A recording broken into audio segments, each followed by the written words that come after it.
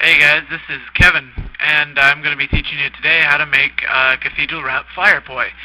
Keep in mind there are two ways to do them. I just didn't have enough Kevlar to do way number 2, which in my opinion is a more, a better way to make a much cleaner way to make cathedral wrap poi. Also keep in mind that what I'm about to show you are a bunch of pictures, so I promise I will be telling in great detail what it is that you need to do to make these poi. Also, I did run into a few things myself. This is like my third time making them, and I did run into a few things myself that I will be explaining to you, and hopefully you will find a better way to do things. So, with that being said, let's make some fire poi. So the items I am showing here is what you'll need to make your cathedral wrap poi. You need 4 locked links, 2 washers, 2 eye bolts, 2 lengths of chain that you can find the length by measuring from the base of your middle and pointer finger to close to your armpit. Subtract a couple inches for the wick. Household goop that you'll see in that pink container there, and 2 pieces of Kevlar, 2.5 inch width, which is what I've got there, the size of which is beyond me at this point in time. This is just a close-up of the smaller items that were on that last picture. As you can see, that household goop is not that big. I got 2 washers, about half the size of the 2.5 inch width of the Kevlar, the eye bolts, and the 4 locked links right there. So to get started, we want to take our piece of Kevlar and find the middle of it, and then edge the right side back just a hair so that we can fold it over and it's not shortening up the other side. As you can see, that would be a little bit tightening for the Kevlar. So as you can see, we just want to keep kind of folding it over until we have a little bit of wick left. From there, we want to go ahead and fold them under like this next. So we want to take whatever wrap is next when we have short wicks, go ahead and fold it under the next fold down. As you can see right here, I'm taking one wick and or one end of the wick and folding it under to the next. And just like the last fold there, we want to go ahead and take the end of the wick for the next fold and tuck it into the wrap underneath. That way it makes it look a bit cleaner from the top. So now that we have our cathedral wrap poi, we need to drill a hole into it. The way I did it was I took our poi, put it on a piece of wood, and wrapped it tightly with duct tape so I can drill a hole straight through it. If you don't do that, what will happen is the drill bit will actually try and take a lot out of your Kevlar, which isn't a really pretty sight. So try and find some way to fasten it down to where it won't move or try and steal Kevlar from the drill bit. So now that we have a hole in our cathedral wrap poi, we need to go ahead and put our eye bolt into it. You do need to go through it flap by flap, because unfortunately this is a woven cloth, so the hole will be hard to find. So it won't go straight through like one would hope, but just put it in flap by flap and you'll be just fine getting that eye bolt into it. So once we have our eye bolt in, we need to go ahead and put our washer on, as you can see there, along with the nut that comes with the eye bolt, and just screw that down.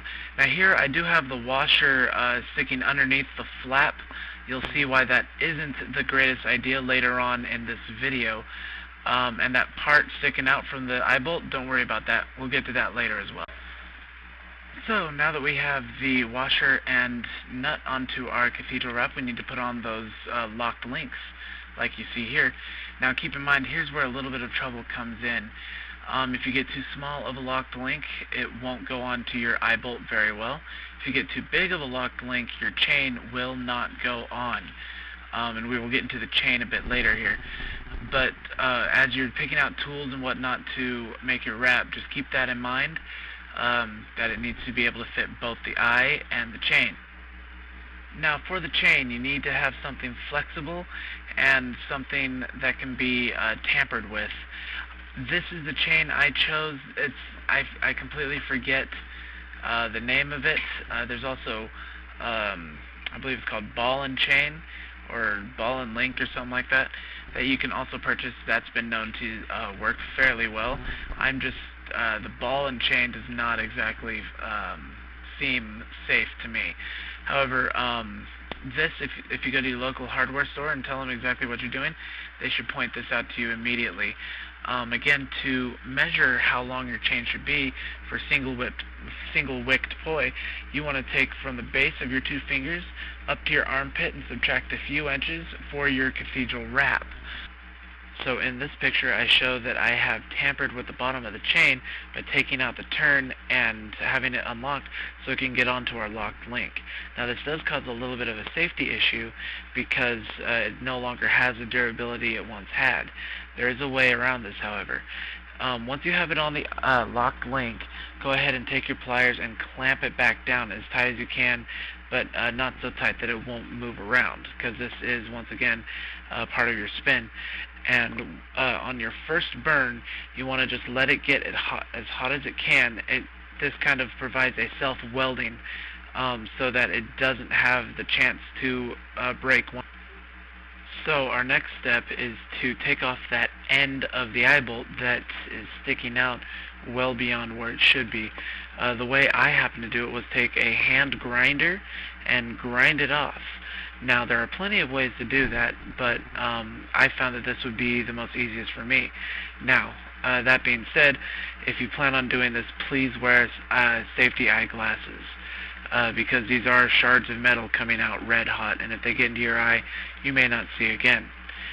One problem that I ran into, that fold of Kevlar that you see right there over the washer, well, that happened to get singed up with the grind because the grind was also tearing into the Kevlar.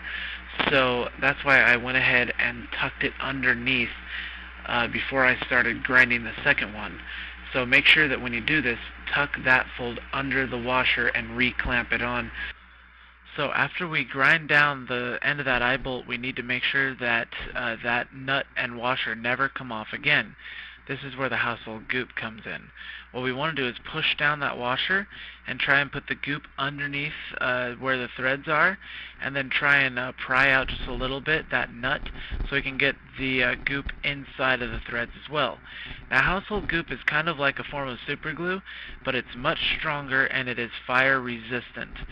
So once you have it underneath and inside of that nut, go ahead and put just a dab of it on top of the nut to make just that extra check, and that thing will never come off again.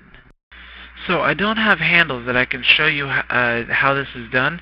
However, I can talk you through it. To make handles, you can use any type of cloth or leather you want. I personally like leather because it doesn't fray as bad as the cloth does, if at all. Just make sure that there are reinforced holes on the ends of your handles. When you put those handles together, go ahead and put your locked link through them. Then we have to put on the chain, which requires us to do the same step that we had to do at the other end of the poi. Break the chain, put it through the link, re-clamp. Unfortunately, we don't have a way that we can do a self-weld on that link. So we have to make sure that we press really hard so that it doesn't have a chance of flying off. And with that being said, you want to also make sure that the length of your chain are the exact same. Otherwise, you're going to have some funky-looking poi. And with all of that being said, congratulations. You just made single-wicked cathedral wrap fire poi.